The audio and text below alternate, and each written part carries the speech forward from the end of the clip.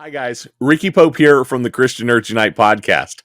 On the show, we dive deep into our nerdy fandoms and look at them through the lens of our faith by chatting with Christian content creators and experts who love comics, science, video games, media, sci-fi, and fantasy, discovering how their faith shapes their creative work and their lives.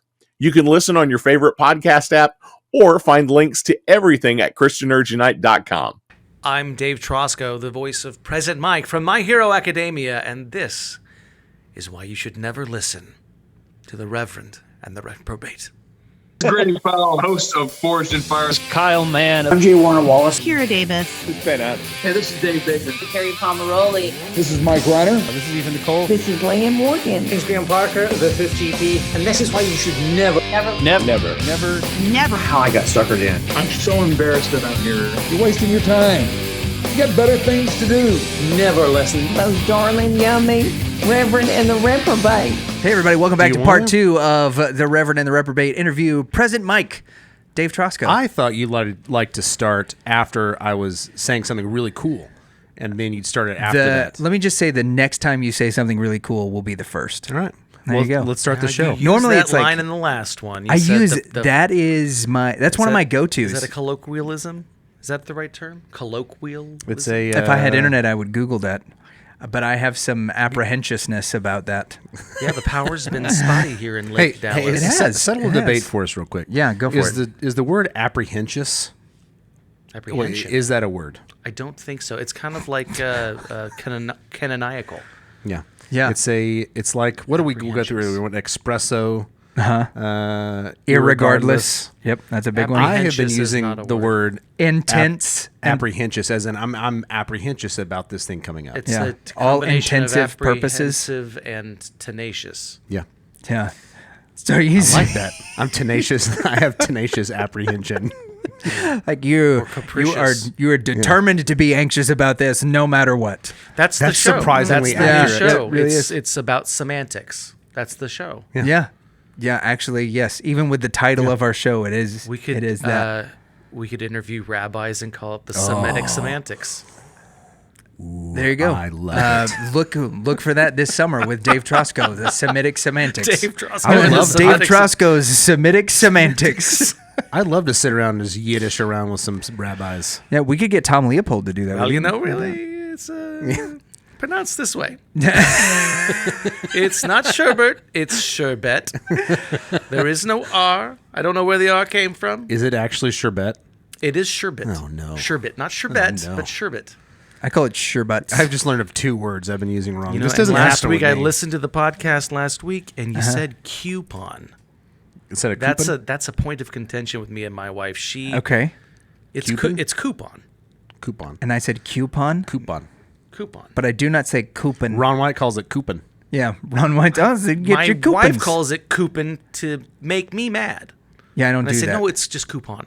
Just Yeah. coupon. Does your wife do the thing where she will say things like your parents do in order to get particularly your name, separate the syllables in your name, Oh, or you use just hit your on first and last name? Oh, you just got me fired up, dude. Yeah. She only yeah. uses my full name whenever I scare her. Okay. So if, it's late at night and she's brushing her teeth and she's doing her face and I creep up right behind her and just kind of sit there like that, and then she'll turn around and she'll go, David! Yeah. Hate you so much. And then, See, but is that the way that your parents said your name? Is she doing that intentionally, or is that she's just saying your name? I don't know. I don't think so. I never put those two together, but now I'll probably think about that more. Because I'll do the same thing with Heather, that she'll be doing something I don't like, and so I'll say, Heather, I'll say her name. Right. And she'll say my name back to me like my mom said. I was like, this is uncalled for. Like, I was calling to attention that you were doing something I didn't like. How does your mom say your name? Well, she would wake me up in the morning. I got to back up off the mic. But she would wake me up in the morning because I was upstairs with Dan Lee. So she does that to me. Oh. And I go, that was very aggressive. Like a not called for. swine call. She said, well, His mom is. Got pancakes for you, Danley. That is an amazing impression. His mom is from Arkansas, so yeah, they are the Hogs. Go. Yep. Go There you Razors. Go Razorbacks. Yeah.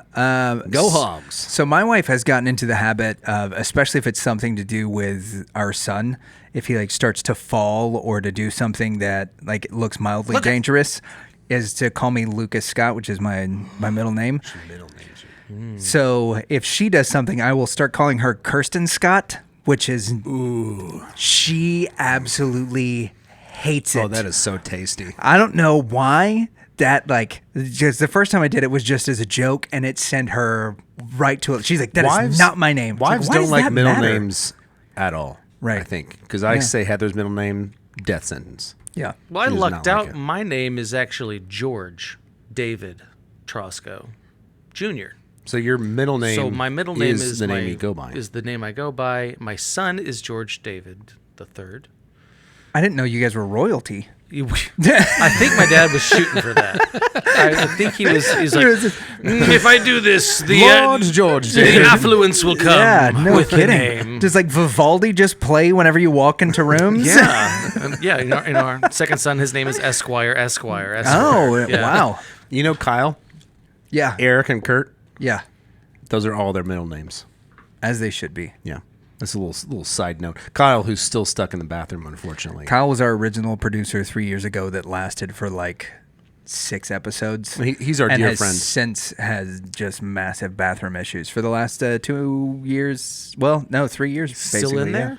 Yeah. Still in there, stuck. Well, there, my wife will feel better about that, and me taking 45 minutes to take care of business. But isn't that Sometimes like that's what it is. He's been in the Sometimes bathroom it takes for 2 2 years. sometimes? Well, really 3. He needs but some like, roughage. Sometimes that's the only place in the house where you can get quiet. Also at the workplace. So it wasn't until about maybe we've been married for almost 10 years, and I think it wasn't until about, I guess it was kids, Yeah. but definitely this last one who's 5. So I would say I'd put 4 years on it when I actually started locking the door Yep. to the bathroom. Yeah. And it's a liberating feeling. And I'll do it even if if there's nobody in the house, I'll still just be like, you know what? Yeah. Nothing's I do gonna that. Just in nothing's case. gonna get me in here. I do that because I have German Shepherds. They can unlock doors. No, I don't have to lock it, but I do have to close the door because they will come in. Do you Well, do you do it with the door open? Do you have an open door policy at your home? Well, I'm saying if I'm at home Nope, alone. that's not the question. No.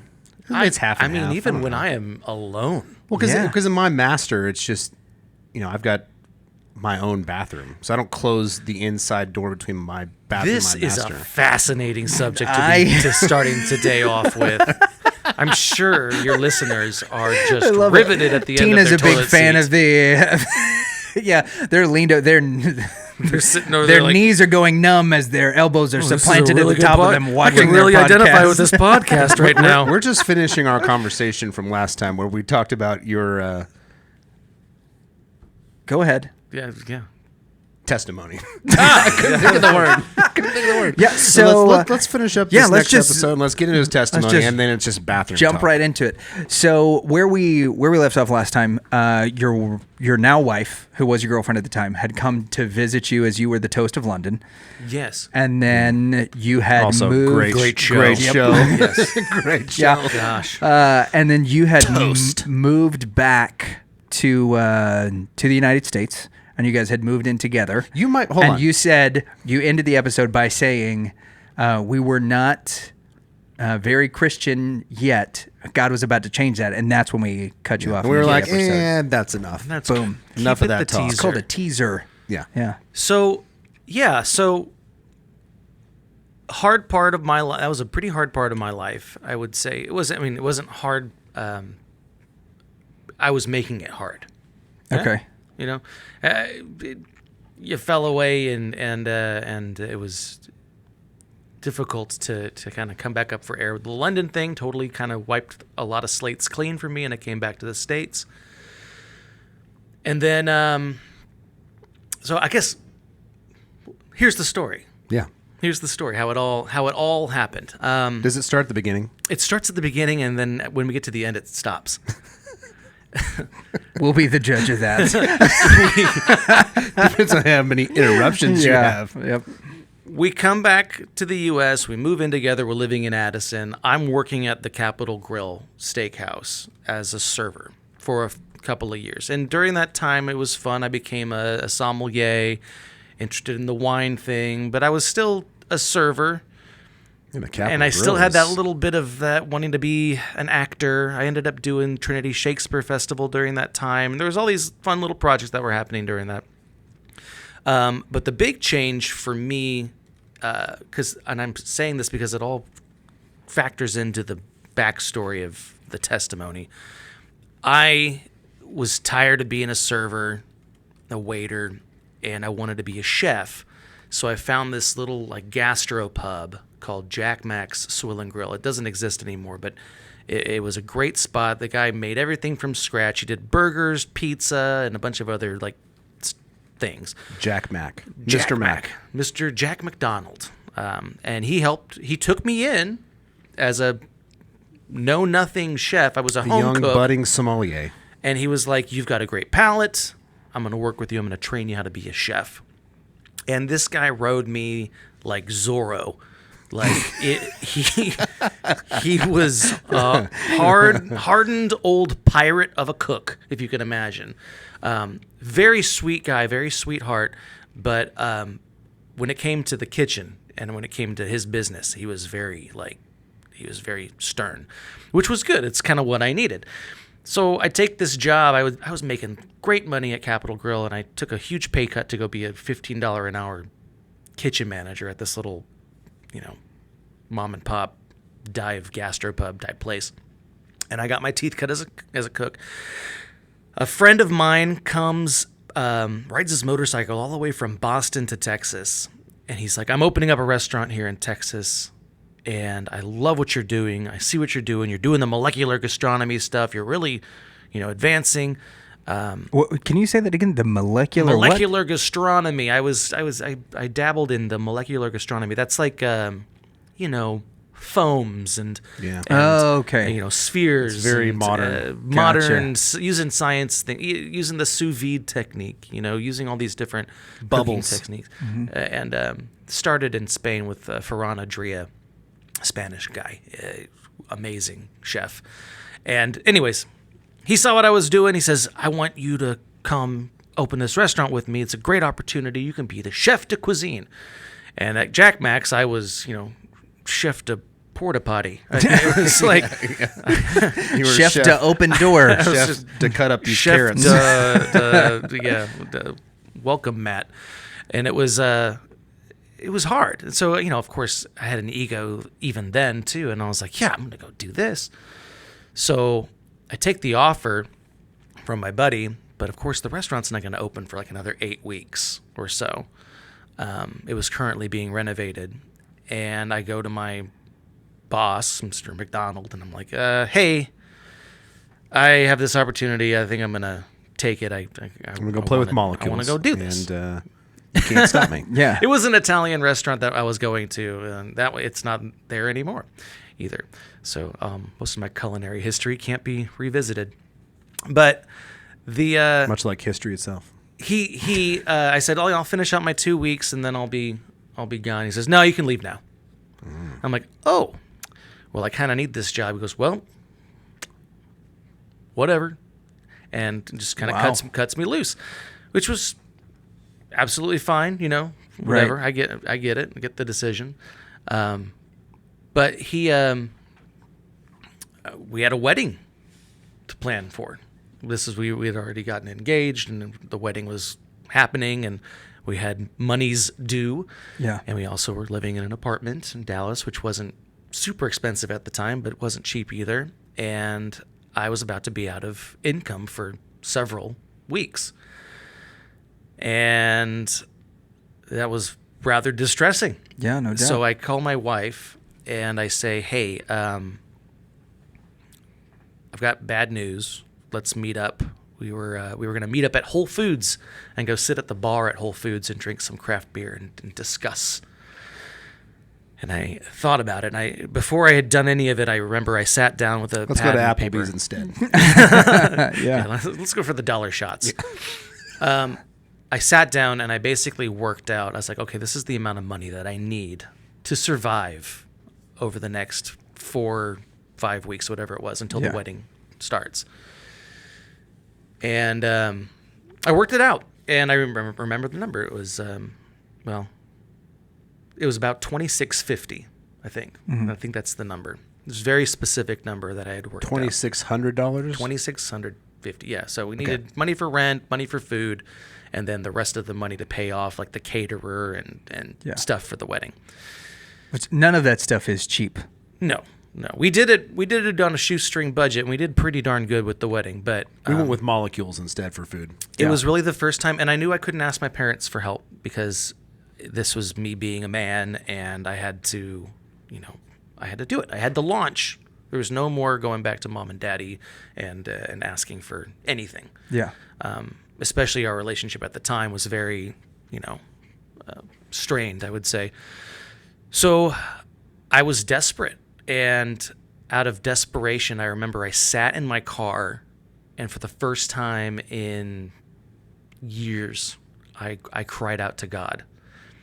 And I was like, I don't know if you're real or not, but if you are and you can hear me, I could use some help.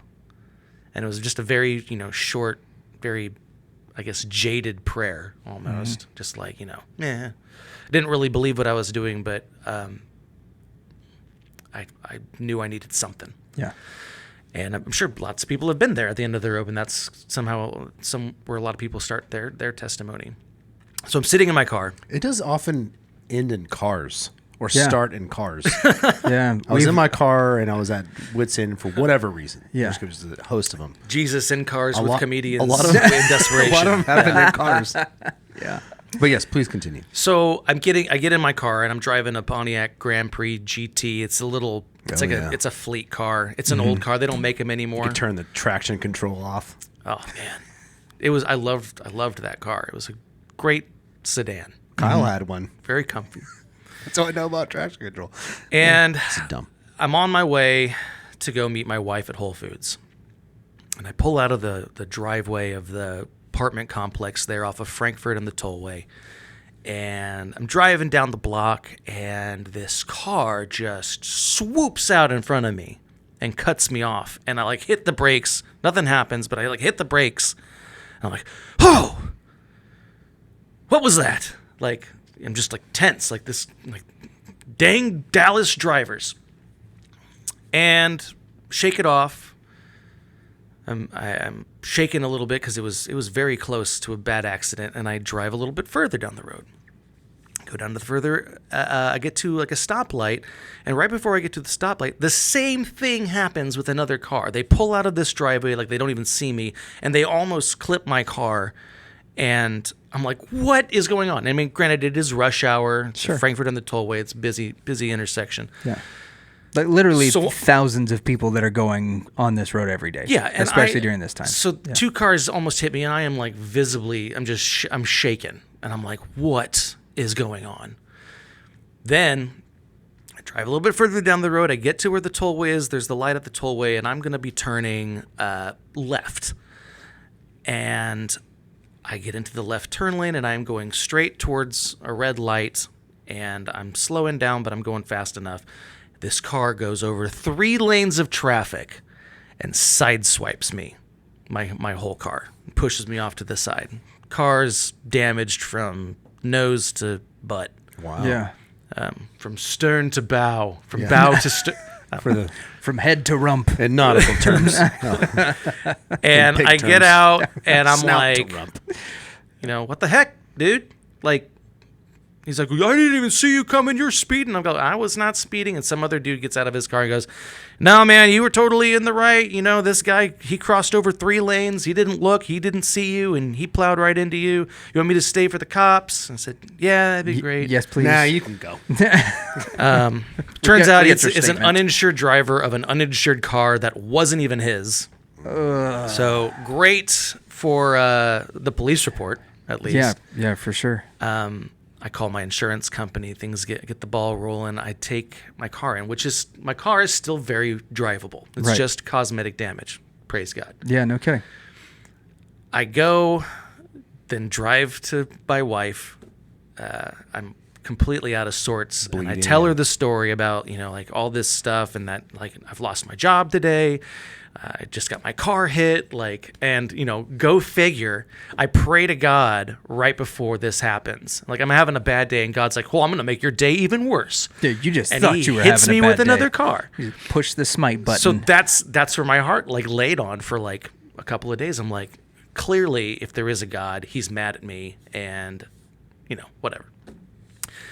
But, all things work for good, or he uses everything for good. So take my car in to go get it appraised for the damage. My still drivable car. That's old. It's an old car. At that time, I think it was almost about 8 years old. So, it's getting up there. I get the report back from the repair guys to appraise the car. And it's like, well, we can give you the money, or you can just have your insurance company pay you the money. We can write you a check, the insurance company write you a check for it, or we can do the work, and then we'll send up the bill, and you can just pay the deductible. And whatever. I'll take the check. I need the money. It was $26.50, the exact amount of money that I needed to pay for my whole month of rent and the rest of the wedding, and with a little bit left over. Start your family and all that stuff. Yeah. And it was There's a lot that was going to. When that check came in the mail and I saw it and I saw the amount and I put it all together, I turned to my wife and I said, I think we need to start going to church. And what was her response to that? It was 2 on the nose. She was all about it. So she was, she wasn't all about it. She, like me, raised in church. I think she was either Methodist or Presbyterian. I can't remember exactly what it was.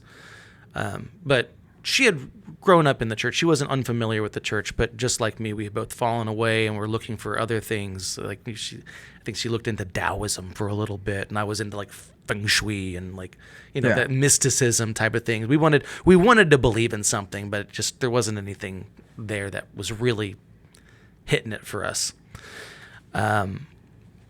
So she says, "Oh, well, okay, yeah, if you want to, I guess we can start doing that." And we did that weekend. We ended up going to church. I can't remember where we went. I know we started at Calvary Chapel in Flower Mound, I think. Mm-hmm. And we kind of moved around a bit and found the right spot for us for the time being. But we've gone through several churches since then as new Christians and each one was helpful in the development of, I should say, the repair of what needed to be repaired in our hearts. And I'm happy to say, she is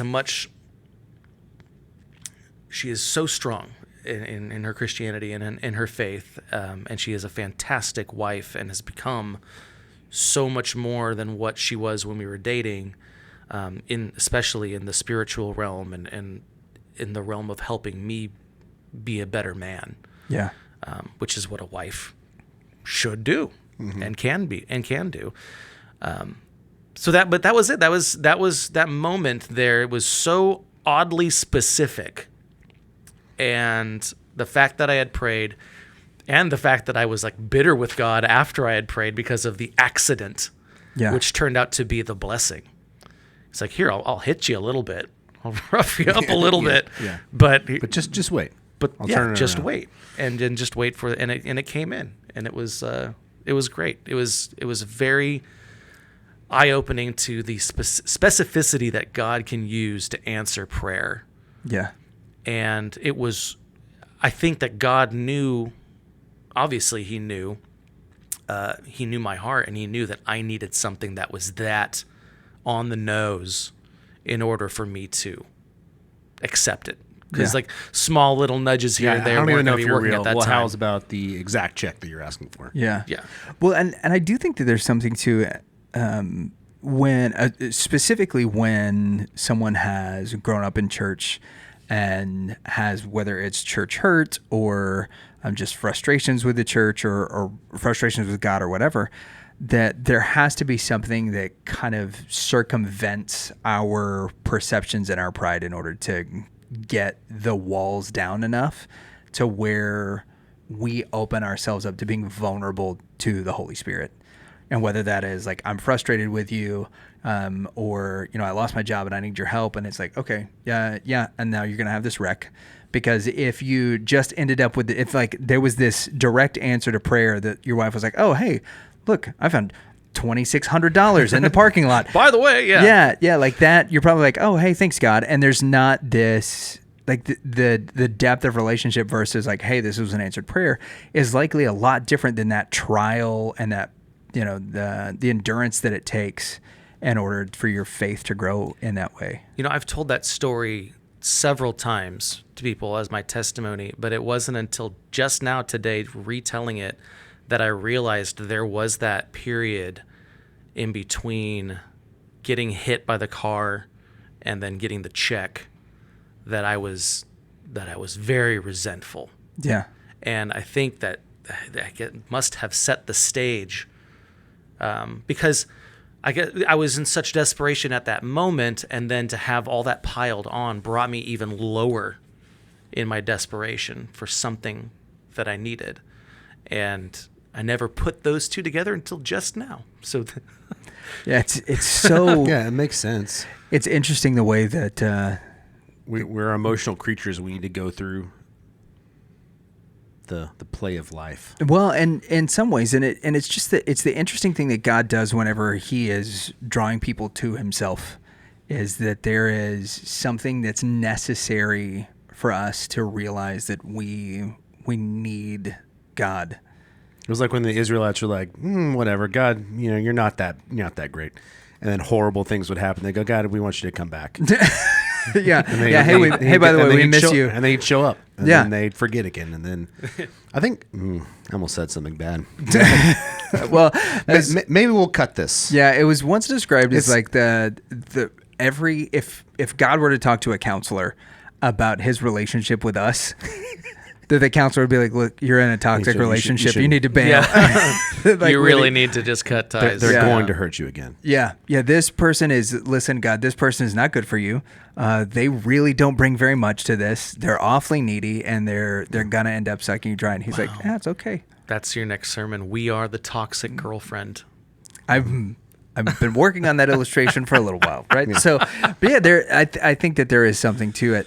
But first, you got to do some blasphemy with that. God has a counselor. Yeah. Yeah. Right.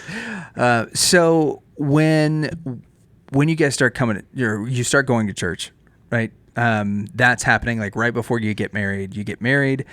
At this point, though, being 10 years ago, you're already several years into your voice acting career. Yeah.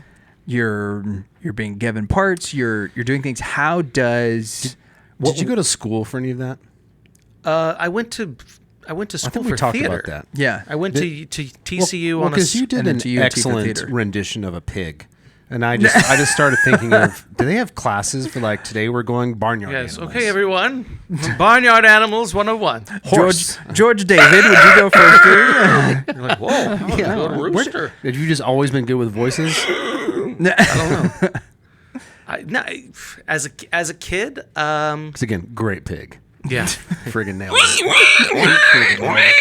it. He just watched Deliverance. I played with my voice a lot as a kid, Yeah. and we are of the generation where, at least I'd like to think, we lived in a kind of a rural community in California when I was growing up, and there wasn't much to entertain yourselves with. There was not cartoons on all day long. You had to wait for them. Yeah, wait till Saturday morning. If your parents had cable and they had, Nickelodeon, then occasionally you got those daytime stuff. But you made your own fun. And I remember part of my own fun was doing radio DJ stuff with my my play school cassette tape thing. Oh, yeah. And you could record and had a little microphone on it. And I'd be like, and now the B-52s, Love Shack, baby. And I'd sing the songs, and I would do the DJ thing. The Love Shack. And then I remember... with the yak back where you got like to record 15 seconds and then it would loop it. That brings it back. I remember the Yak Bak. The Yak Bak was one of my favorite toys growing up. It's like that, the Yak Bak, and I think Tamagotchi was around the same time. Oh, too. yeah. What about that little robot? Did you guys ever have him?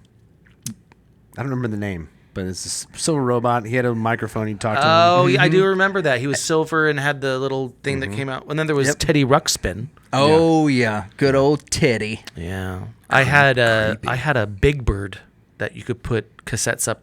It's cloaca. Is that what it's called? I believe the scientific term. That is the correct term. Yeah, it is the cloaca. Nice job. Thank you. Yeah. Well done. You navigated those waters very well. Yeah, that was really quickly too. Yeah, I must more be than I on. would have. Wow, it was a good day. I'm like, I'm firing on all cylinders butt. today. No, Where'd the eggs come from? yeah, you Up put the it. butt. But I would remember That's I would put like my favorite band as a kid growing up was Oingo Boingo. Okay.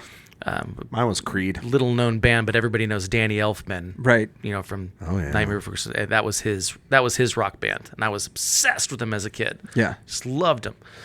They broke up in 1995, and it was devastating. Anyways, I would put Oingo Boingo and Big Bird, and you'd have him singing like "From my heart and from my hand, why don't people understand my invention?" That is interesting. You said that you play with your voice.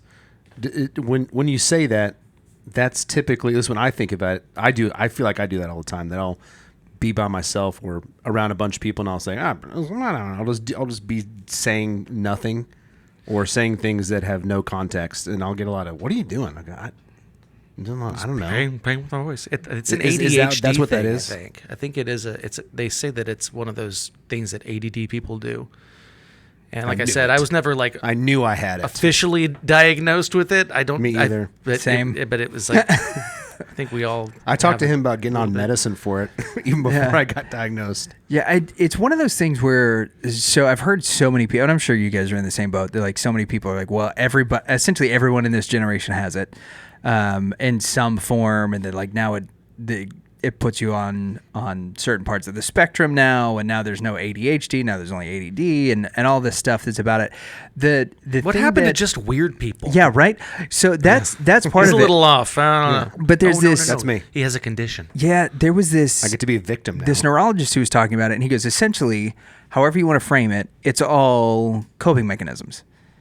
That when we were around, our parents who were stressed, especially whenever we were younger, that we were the first generation that grew up in front of television. That like our parents really didn't, because TVs, my parents are in their early 60s, like they maybe had a TV in the house, but there was only one. I had a crappy one. Right. And that was it. And so like our generation was the first one to kind of get put in front of television. Whenever we were growing up, we were exposed to those things at a young age. There was programming that was designed for us. And so like talking in voices and doing those kind of things to entertain ourselves was part of a coping mechanism. And now they're Sesame saying Street syndrome.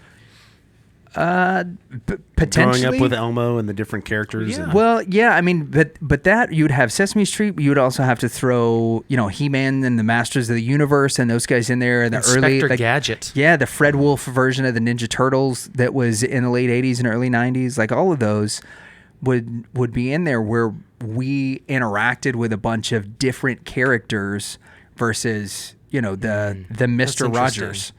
Right, where it was one guy who was doing the puppets, and you knew that it was his voice and all of that, and it was kind of his world. Wait, that was his voice? Yeah, oh yeah, yeah. Daniel the Lion is actually Fred. It's like, Yeah, so way to go, Fred. A great character voice. excellent job. You're so good at good this. job. But I'm the King Friday. Correct as usual. but what's so crazy about him in particular is that kids connected with him just because like the genuine nature of it. Yeah.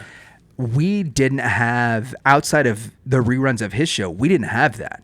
Like the stuff that we connected with was whether or not we connected with the story that the characters were going through, or we liked the colors or whatever else. And so we glommed onto those things. And this particular neuroscientist was like, it's ADD is less about a blanket diagnosis and more about like what our individual coping mechanisms were when we were a kid, because our parents were stressed out and they set us in front of the television. Was it watching the screen, or was it creating our own world in order to try to escape everything else that was happening? Like that's pretty fascinating to kind of think of and to dive down that rabbit hole. Because when you talk about like, you know, working on your voice or playing with your voice, like that was part of it. The imaginary world that we came up with our action figures, the comic books and things that we used to write are all, you know, sort of similar parts of the same thing. Yeah, we used to. So when we played as kids, I remember.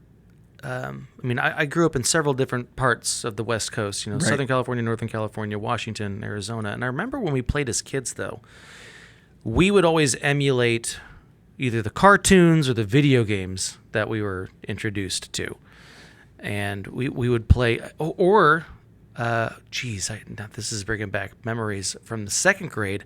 I remember we played Saved by the Bell. Yeah. And I remember we played, of course, Power Rangers. Right. But I do remember playing Saved by the Bell. And it's like, and I remember, I was devastated because the girl that I liked was playing Kelly. Oh, and good old she Kelly wanted, Kapowski. and this is how devastated I was. I remember the dang names of these second graders 30 years ago. Yeah. Katie Hosterman. Freaking Danny Katie. Hansen. She's like, I want Danny to play Zach. And I was like, she goes, you play Jezebel. You play Slater. And I said, I am not Slater. I will not play Slater. There will be 2 Zachs. I will be one of them. That's pretty good. He will be the other. And he has to go. And then you guys had to trade scenes. Thankfully, they didn't make me play Screech. At least got the Slater treatment. Slater's. I mean, Zach was always the cool kid, but AC Slater kind of had his own thing. There's a He was the consolation prize of 90s hunk, though, you know? No doubt. But he also felt way more secure with himself than Zach did. Zach is terrible. I don't know. There was a lot of episodes where I just remember Slater being kind of a wimp, especially when it came with the Riz. Word of the day. Throwback. Yeah. Speaking of, I did want to talk about that. I know we may have to derail just a second, but Okay. I love derailing. That's my totally only. That's all I do. not what all we the do time. on this It's the only program. thing I ever do. So last week we took a trip to Branson. Yep.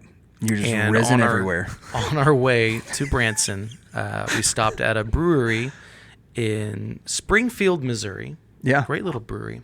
And while I'm sitting there Good armory. sipping my double hopped IPA or whatever it was, I get the news that Paul Rubens had passed away. I know. Yes.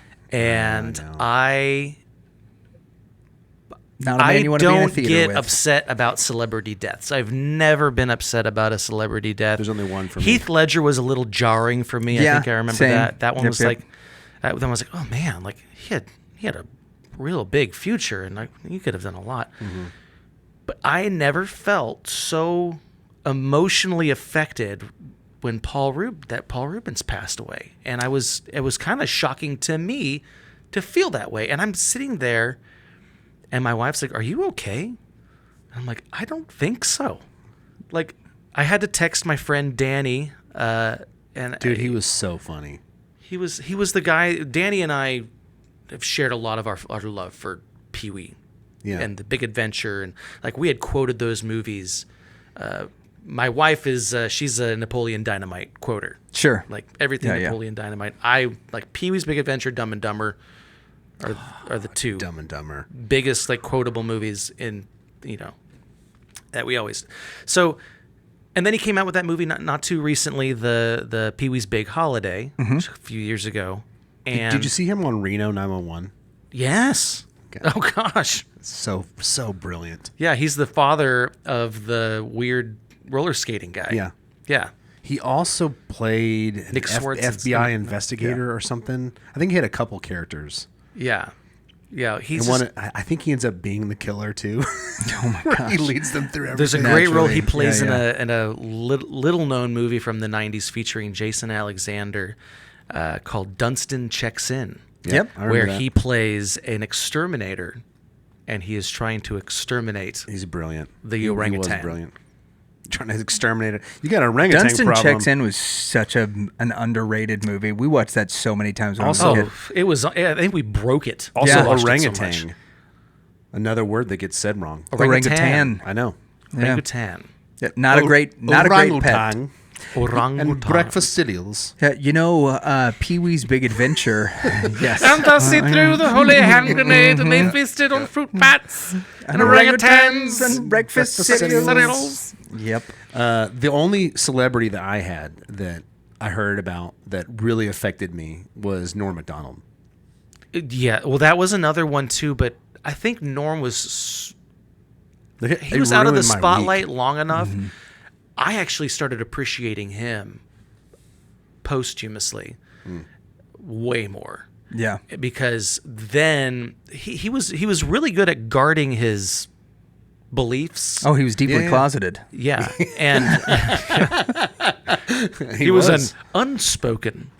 But he, after watching, I just didn't get it at the time, and then looking back at his work, This is brilliant. it's brilliant. Yeah. Yeah. He was brilliant because he just brought the dad jokes and the old vaudevillian humor. Oh, I love that. I know. Oh, there's some really good ones that he's The done. only other one that's like him nowadays is Shane Gillis. Shane Gillis. I need to. Yeah. I've been watching. He's not like Norm, but he's Yeah. the same. He's Well, and one of the things I think, going back to the Paul Rubens stuff, Yeah. that is so interesting is, so when we had Michael Uslan on a few weeks ago, who's the executive producer for like every he bought the rights to Batman in 1979. He's been the EP for Batman for every iteration of Batman on television since 79. So television, movies, the animated stuff.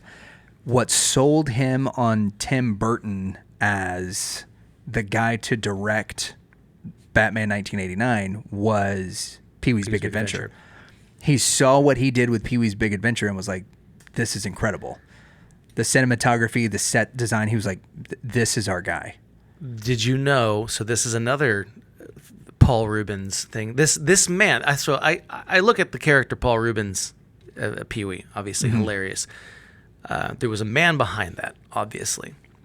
And yeah, there was some tumultuous thing. I remember growing up in the 90s, and he got arrested for some indecent exposure, and that was a big thing for us kids, because you're like, oh, Pee-wee, that weirdo, like total pedo, and you're like, well, the circumstances we didn't really understand as kids, and kind of makes a little more sense as an adult. in fact now he might win an award for that. Yeah, but it was weird that a person who was doing children's television was caught in such a nefarious He got with his situation. pants down, so to speak, in a manner of But speaking. I know you are, but what am I? Anyways, so Paul Rubens Yes. is producing Pee-wee's Big Adventure with Tim Burton, and they're looking for a person to do the score for the movie. Yeah. And Paul Rubens says, well, my favorite band right now is this band out of Boingo, Southern Oingo. California called Oingo Boingo. And can we get this guy to do the music for Pee-wee's Big Adventure? He's unknown, but his name's Danny Elfman. Yeah. Give him a shot. And Danny Elfman, I can't remember where I heard the story. I think it might have been in the Nightmare Before Christmas thing that the Netflix did. But basically, Paul Rubens was the This is reason that the Danny Elfman had... Anniversary, the live thing. Yeah, I don't know if it's that. I think it was the Movies That Made Us. Okay. Yeah. Something like I know. that. Danny Elfman didn't know what to do. He's like, I don't know. I've never written a score before, but I guess I'll try my hand at it. Does it, knocks it Unbelievable. out of the park. Unbelievable. Yeah. Out of the park. And then Tim Burton's like, we've got a career together. And he went on to do Batman. Yep. He went on to do The Simpsons. He went on to do every single Tim Burton movie ever. Did he do Sweeney Todd? That was Sondheim. Okay.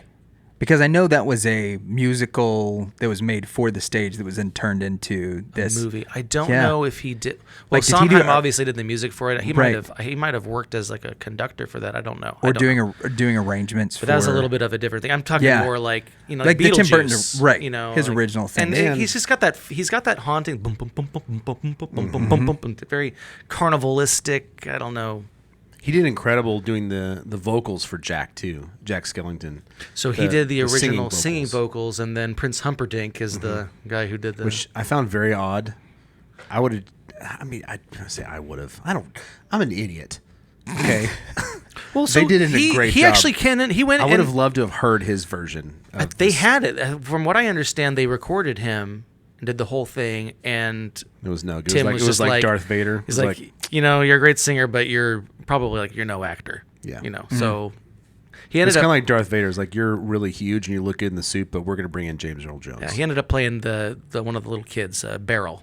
It was Lock, Shock, and Barrel. He played the little kid, and Paul Rubens played, and Catherine O'Hara. and Catherine O'Hara. Yeah, who unbelievable. I don't know. So maybe we're it's, gonna get maybe it's gonna that talk. whole we're gonna get interweb bogged, of connection, but like Paul Rubens just meant the world to my youth, and my kids are now home this week, going through Pee-wee's Playhouse episode by episode, and man, talk about a show that is like so good and so relevant. Like you need to go watch it if you haven't watched it recently, because you watch it, and I remember watching it as a kid and thinking this is silly and fun. I watch it as an adult now, and there's so many moments where Paul Rubens just almost drops character, and he's talking to the kids like an adult, and he gets frustrated with them. Mm-hmm. And you see these moments in Pee-wee's Playhouse where you're like, oh, that is not for kids. That's totally that's for the an adults. adult joke snuck in. Mm-hmm. I think it's the reason why my mom didn't love it. What did Mrs. Pinker think about it? About Pee-wee's Playhouse? Anything we watched. Can I guess? Yeah, hated it? Yeah, she was not the biggest fan of it. Yeah, neither was Machen. Yeah, It was very irreverent for the time. Oh, for sure. Because it started, I mean, obviously we know Pee-wee's started on, I believe it was on Broadway or doing a show, and it was a joke. The kids' show was a joke of a kids' show. It's like And Mrs. Doubtfire. Yeah. Yeah. And it wasn't supposed to be really a kids' show, but it ended up turning into a kids' show and got cleaned up and whatever. But the first one was definitely like an adult show for kids, made out to be a kids' show. But there was just, we watched this moment where he like literally just yells at this kid last night during an episode and just like reads him up and down, just like, just like, well, I don't know. I can't remember what the kid's name was. He's like, well, Fernando, that's a really dumb idea. I don't know what we're going to do. I need to watch it. Really, Fernando? Really? You're going to wash your hands in the sink? You don't need to use soap. I don't know. The voice is spot on. Whatever he was saying, he was just giving it to this little kid. Yeah. He was just like, and this kid's just like looking at him. Like, sorry, dude. That is pretty funny. Yeah, there's a couple of other like psychedelic moments Sure. too that and then all the cartoons, the penny cartoons were something that I realized. Do you remember the penny cartoons? I don't remember the penny cartoons. So I remember watching them as a kid and not thinking very much of it. They were just kind of silly little vignettes. They were done in claymation. This girl named Penny who had two eyes as pennies. And that had nothing to do with her character at all. Yeah. It was just, but I realized after watching several episodes with my kids, what they would do is they would just put some random young, like 5, 6, 7-year-old girl on a microphone. And they had retro. And they would say, animation. all right, tell us a story. And the girl would tell us stories like, last night I had a dream about mermaids and we went down to the ocean and they ate a bunch of mermaid food and I had hot dogs and casseroles and tacos and just like this random stream of consciousness from like a 5-year-old, 6-year-old, 8-year-old girl, whatever. And then they would dub it and then they would animate it. Mm-hmm. And I thought, this is genius. Why is this not currently produced right now? This would be an incredible. That sounds like Axe Cop. Yeah, a little bit. The way we got Axe Cop. Yeah, so the short story is the writer of Axe Cop, Ethan Nicole, had a brother who was about 20 years younger than him, goes home for Christmas, visiting family. He creates a bunch of web comics. He decides he's going to play with his little brother, and his little brother has a bunch of toys that he's broken apart. One of them is a police officer who has an axe. They play Axe Cop throughout this whole weekend, and he was like, this would make a great webcomic. And so he writes down the stories that his little brother is telling him and then throws it online. And within a week, it goes viral. and turned into Got on a Hulu. huge comic book, and then was a show on FX for 2 seasons. Nick Offerman voiced Axe Cop, and Patton Oswalt was part of it. It like turns into this huge thing. And Axe Cop rides a Tyrannosaurus Rex that has machine gun arms because it's all out of the imagination of a 5-year-old.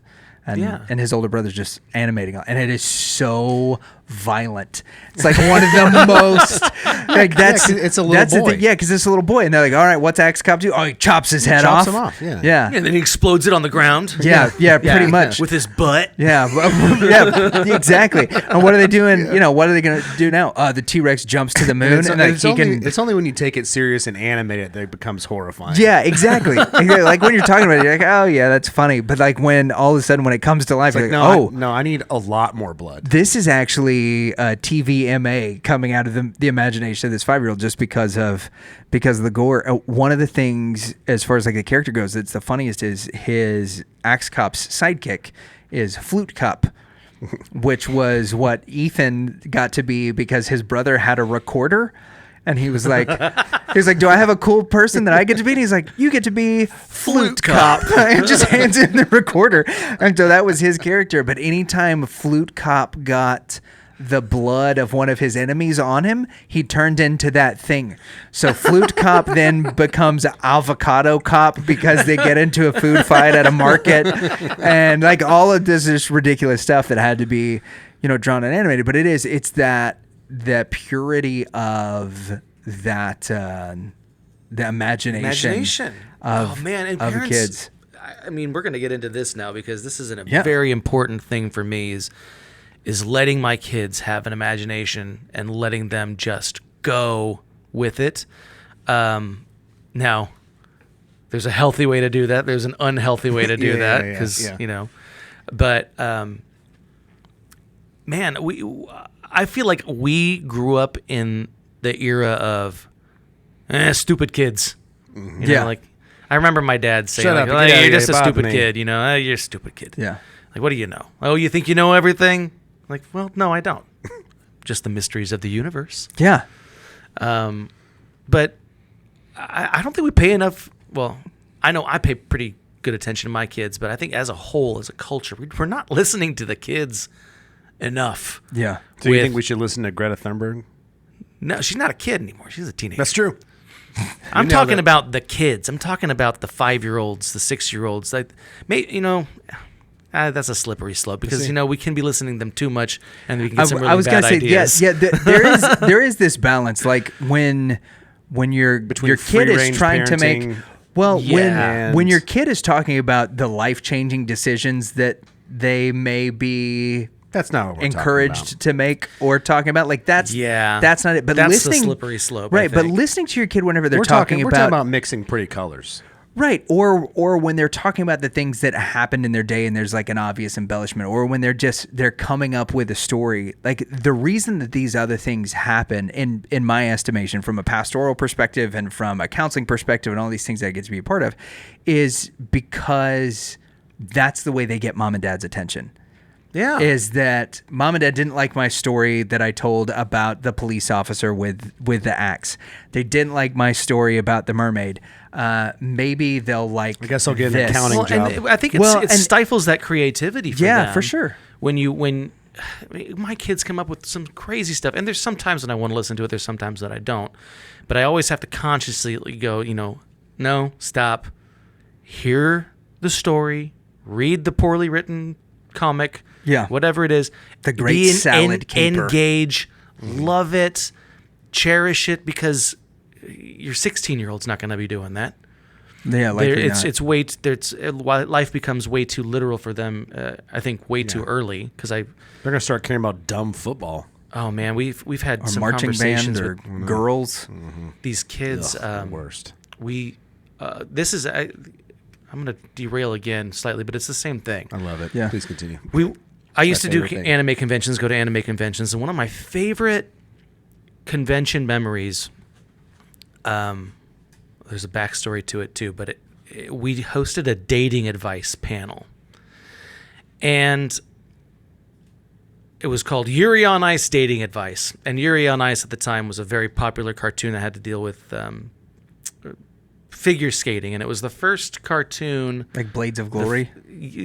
Kind of. It was the first anime, I think, that was so widely spread that had a homosexual relationship in it, and kind of glorified that whole thing. I did guess that. Yeah. Based off of the On Ice. Yeah. So I'm hosting this I thought it deserved panel with another voice actor, and this other voice actor is he's a conservative man as well, but he's also in a homosexual relationship. He's gay, and I'm obviously not. I am a straight white, Christian guy. This guy's he was Asian. And so we had like two kind of like really interestingly contrasting viewpoints on dating, and we opened up this questions to these kids, and we're talking kids from like 12 years old to college age kids that are interested in anime, and we're getting lots of fun questions, and then we get some darker questions that were like, all right, and then these kids take it upon themselves, these like 11, 12, 13, 14-year-olds to this, and this was probably 7 years ago.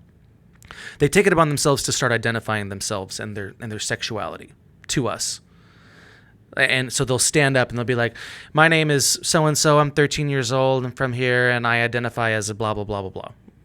I identify as this gender, or identify as this sexuality, or whatever. Right. And I'm getting a little uncomfortable with it because I'm like, we're getting into this like territory here. Like we're just talking about silly dating advice here. We're not really, How do you know when a girl likes you? Yeah. Yeah. That's a great question. Yeah. Or like, do you pay for the first meal? Right. Or like, what are your thoughts on those? That was the intention. Yeah. Then it went this route, and the beauty of it was it wasn't me. It was the other person with me who was completely different beliefs than I did about dating and courtship and whatnot, who was like, stop. You guys are 12. You guys are 13. You guys are needing to identify as kids right now. Yeah. You can identify as a kid. You can identify as somebody who doesn't know. You do not need to be putting this on you. And he said that. And I thought, all right, I'm glad you did, because I didn't have to. And I truly believe that. And like, what happened to kids just identifying as confused, stupid kids? It's okay. It's okay.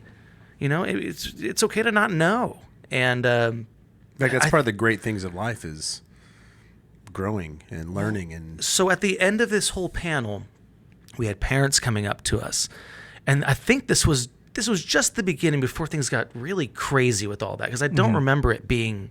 It was just kind of starting this whole like identity movement, the sexual identity movement, especially when it came to kids. Right. And we had parents coming up to us in tears, just saying, thank you guys for being so honest with these kids and just letting them be kids and encouraging them to be kids. They say, one of them said, we sent our daughter off to summer camp, and she had no clue about any of this, and she comes home just completely inundated with all these thoughts and things that she's just not even ready for. Yeah.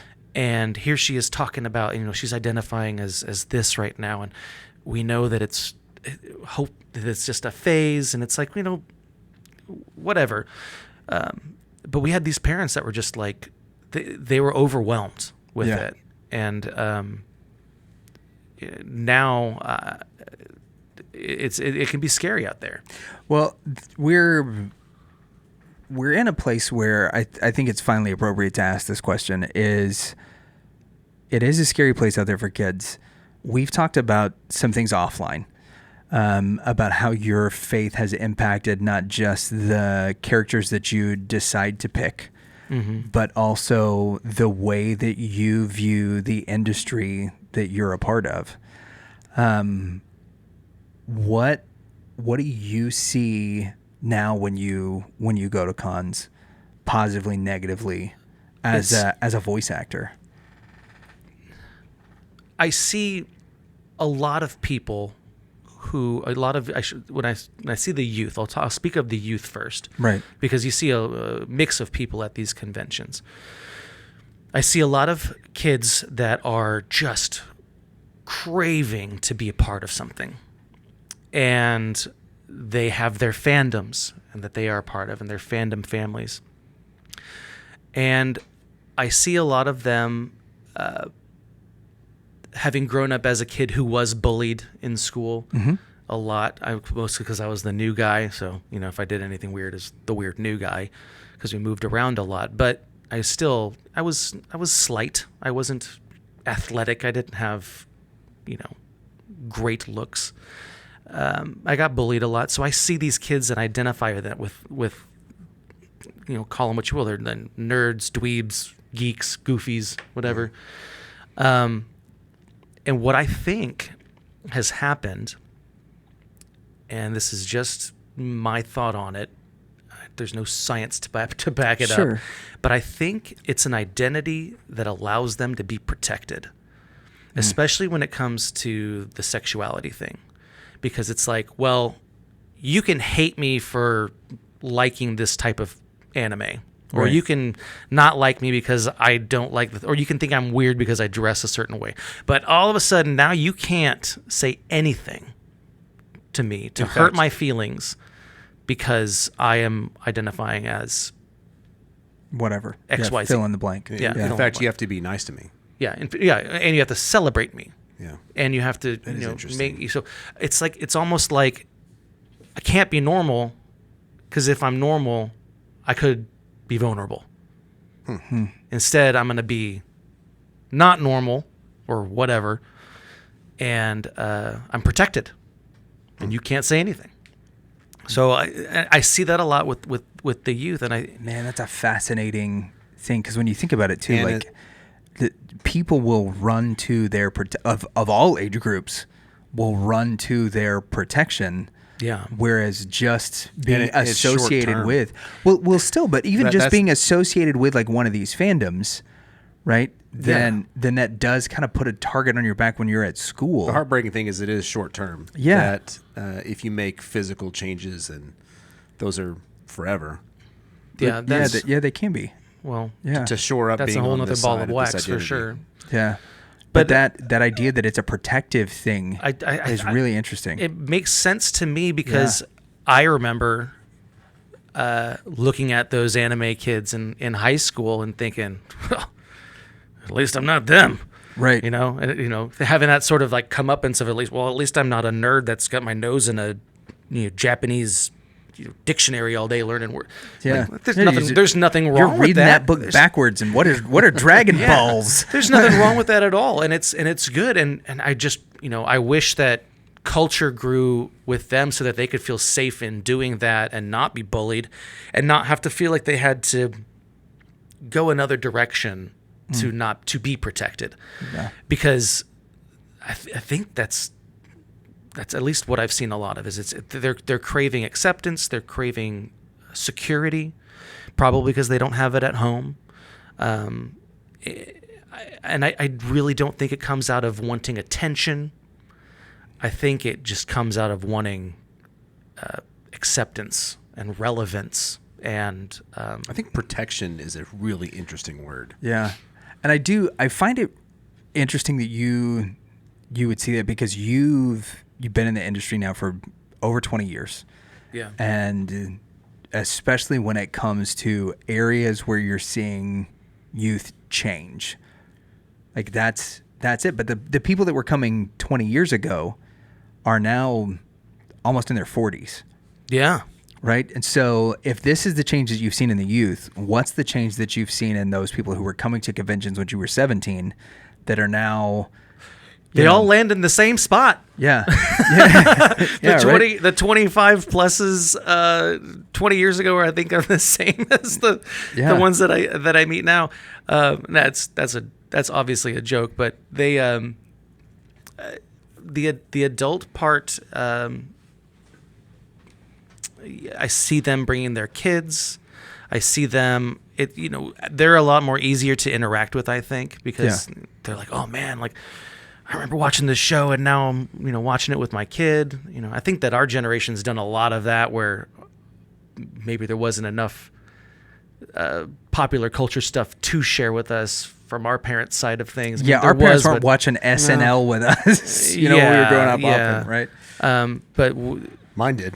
But I'm watching Pee Wee's Playhouse with my kids right now. And David Letterman and yeah. But those wouldn't have been things that like we were as interested in. No. Whenever we were growing up. I don't know. Right? I liked it. When I was a kid, what I would turn on was Comedy Central. Yeah. Well, I think I did Even too. at the time. We watched Cartoon a lot of Network, Comedy Saturday Night Central. Live. Switch between those Yeah. Yeah, but this is there older. also This is wasn't a older lot me of still. opportunity for that nostalgia, right? Because if our dads wanted There to wasn't watch enough created. Well, if our dads wanted to watch the cartoons that they grew up with, they weren't making the VHS box sets. It would be Laurel. Of very well. Well, yeah, but there also wasn't like if you were to put an entire season of, let's just look at Ninja Turtles, right? Something that we grew up with. 23 episodes of that on VHS, it'd be 30 tapes. Yeah. Right? Yeah. Because you having to go through all that. And then when DVDs came, that was easier. And now with streaming, I think it's a lot easier for us to share some of that It would also nostalgia. have been 30 weeks of watching one episode a week. Oh, yeah. Yeah, for sure. Like, I remember looking at Boy Meets World, one of my favorite shows of all time. I'm Corey surprised and we Topanga. haven't got into that because that is a huge part of my life. In fact, I do feel like Boy Meets World is somewhat of a prophetic... I could almost get that word out. I don't know what it is, but it's like if you're dealing with something bad in your life, you're having a hard day, and you plug in just a random episode of Boy Meets World, the chances They will bring it up. that they are going to bring up your specific issue That's when you fascinating. watch that, and it's happened for me several times where I'm like, this is too... This is how God speaks to me through this show. Through Boy Meets World. Through Boy Meets World. Speak to me, Corey. Yeah. But How did God speak to you this week? Well, Colossians and Boy Meets World. Those Yeah. were the two. Oh my gosh. And Pastor Micah. Yeah. Yep. But the notion with there's also this blend at these conventions with adults and kids, and I think that's where these mature themes kind of come out. I keep leaning out of frame. He gets mad at me. I get so comfortable, and I'm just like out of frame. Kids want to be adults, right? Yeah. Kids want to grow up. They want to sound smart. They want to sound adult, and I think that's where they get hooked. Because this sexuality Don't thing grow up too fast. is Yeah, no kidding. huge in anime, and it's to the point where it's just very uncomfortable at times. So, for instance, my character, Present Mike. Have you guys heard of ships? You know what ships are? Mm-hmm. When people talk about ships, No. it's not a boat. It's No. a relationship Oh, okay. between characters. So of course, when we were kids, we grew up with like Bert and Ernie, Ren and Stimpy, those types, and maybe that one kid Cat in the dog. group is like, Ren and Cow Stimpy chicken. are gay, right? Right. And you're like, Bert and Ernie aren't just roommates. yeah, and you're like, what? No. Like back then, we're like, what? No. Yeah, Come whatever. on. No.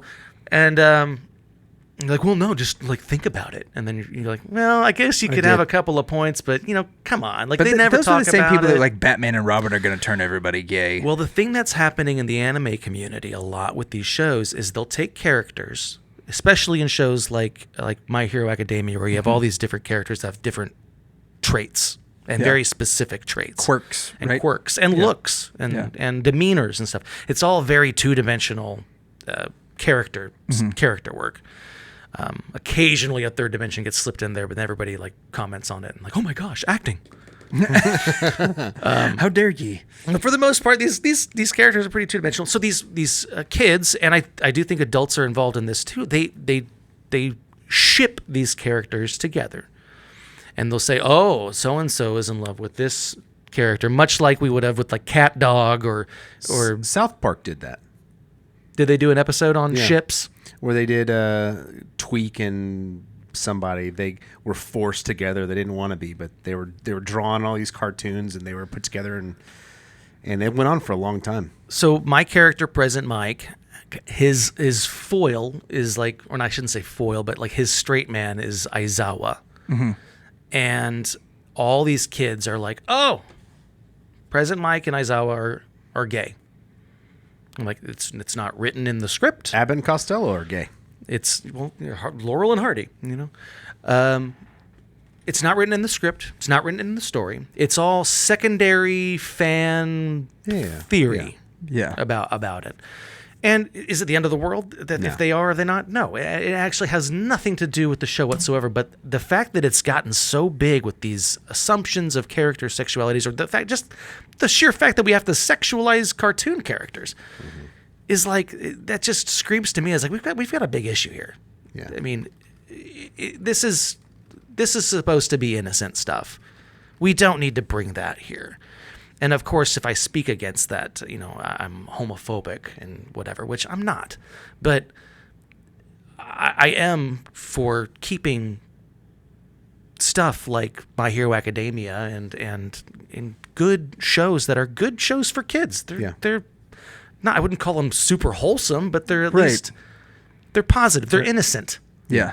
And keep it like that. Yeah, we don't need to bring that other agenda, stuff in. like the unnecessary agenda stuff out of neutral. it. Yeah. We got no agenda here. We're just having fun, trying to fighting have each fun, other. make a good show for kids and adults. You just want to be able to scream and knock down buildings without other people assuming whether or not you did it as gay. Come on. Yeah.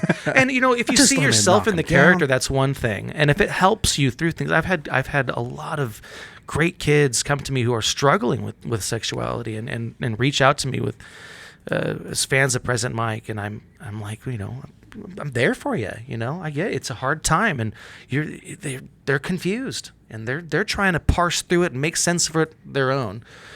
And I don't know. It's at the end of the day, I kind of always just go back to, hey, let's just keep it innocent and remember that we can identify as kids no matter how old you are. Just be a kid. I look fondly back on, and that in fact, that's one of my first questions for controlled rowdiness. Is, well, let's get into it.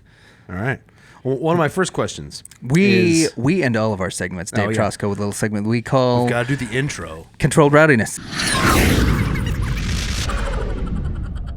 This is just a series of rapid-fire questions, which you can answer with as short or as long as an answer as you would like to. Expect nothing from us by way of reply or response, and to get us going, I'm going to send it over to General Grease.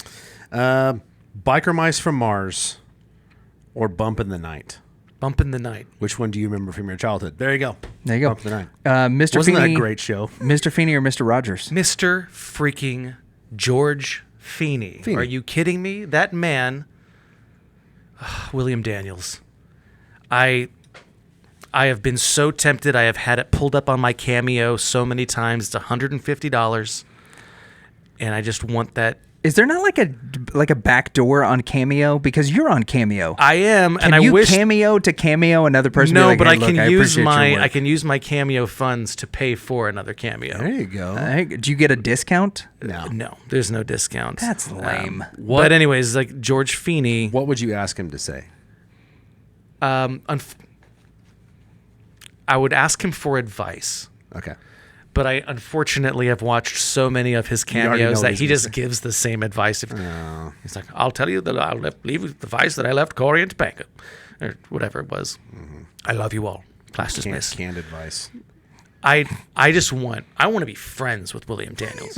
I want him to be like my next door neighbor want him to understand your who soul. I hang out with. Yeah. I want and teach you lessons. Mr. Feeney. I want You want new Dave, lessons. I came over. I'm going to study your Latin today. Whatever. I don't know. Tell you what, I don't like that friend of yours. I don't do a I'll good George Feeney impersonation. I don't either. But no, he that character has meant so much for my life. My son actually goes to school, and there's a teacher there whose last name is Feeney, but she's a girl. But, Mrs. Feeney just not the same ring. I'm pretty sure that she's pretty annoyed with me because every time I see her, I'm like, Feeney! Feeney! And I don't know if she's old enough to know what I'm talking about because she's. Oh boy, that's weird when your kids' teachers like, are younger than you are. This dad keeps coming up to me and he keeps on calling me by my last name. I hope you weirdo. Yeah. Anyways, right. I'm sorry. Voltron, Transformers, Power Rangers. Power Rangers. And I am the Red Ranger. Unless Danny Hansen's playing the Red Ranger, and then I have to be the White Ranger. It's no good. Which means no Green Ranger if you're the White Ranger. Well, the Green Ranger was kind of a... No, because the Green Ranger turned into the White Ranger, I thought. That's what I'm saying. If you're the White Ranger, then that means there is no Green Ranger. There is no more Green Ranger. Yeah. Kimberly, also, R.I.P. R.I.P. Green Ranger. Probably my first I was about to say that TV Pink Ranger. crush. was Yeah? the Ooh, Pink that Ranger. Pink Ranger. Yep. Oh man, Yeah. she was pretty. Oh, yeah. I remember having The show was pretty. And Feelings she for could do Kimberly. Some, she could do some kicks. And Canadian. I know she's Canadian. Yeah. Amy Jo Osborne. Osborne. I don't know Was that. that Amy Osborne's Jo right. Jensen? Amy Jo Jensen?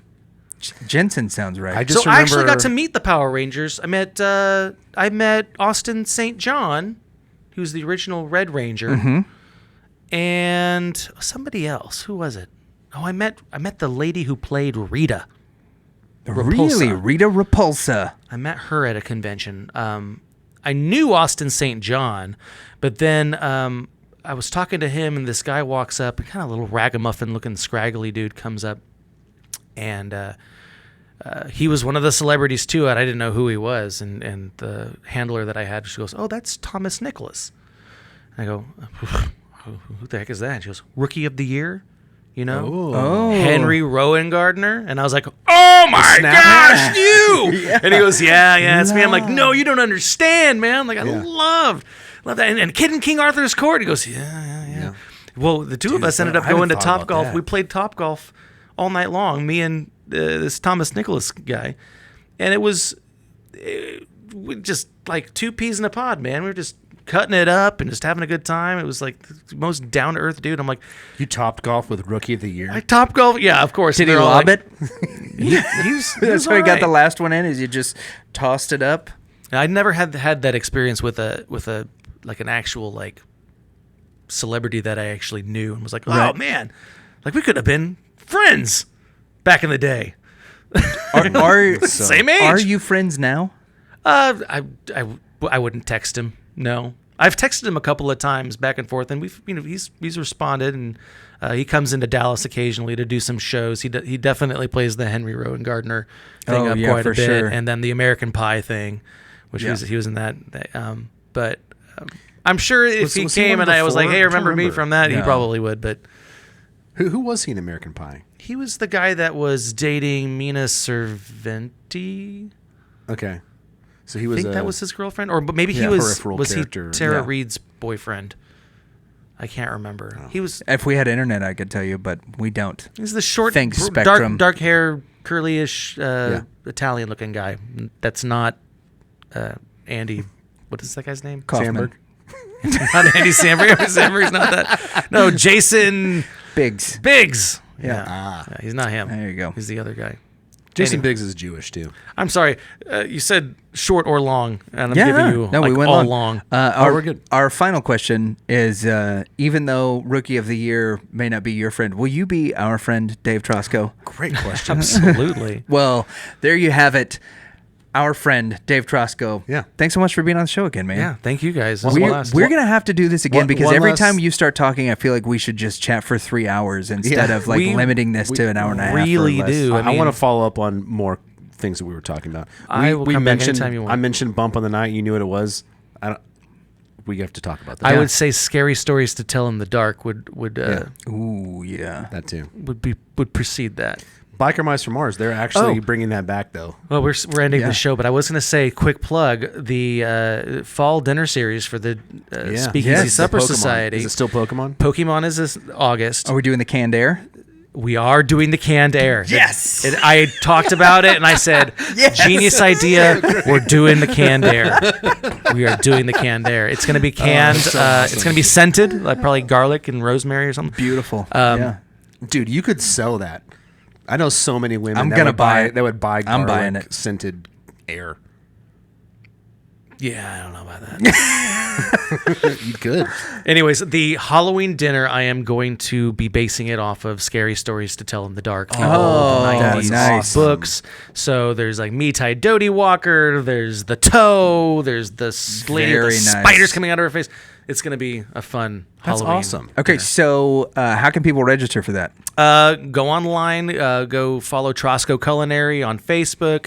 You can look at Denton County Brewing Company's website too, or you can look at TroskoCulinary.com and see our website. We'll have all the information there to sign up for those dinners. It's I believe it's $100 per person per seat. It is 6 courses, 6 beers, and runs about 3 hours. Starts at 6:30 on a Saturday. We haven't decided the actual dates just yet, but those will be posted soon. So come and dine with us in Benton. Well, there you go. Make sure to check out all of that stuff in the show notes as well as where you can follow Dave. Thank you guys for watching, y'all. Stay hard. Keep jamming. We'll see you. Go Beyond plus Ultra. Yeah!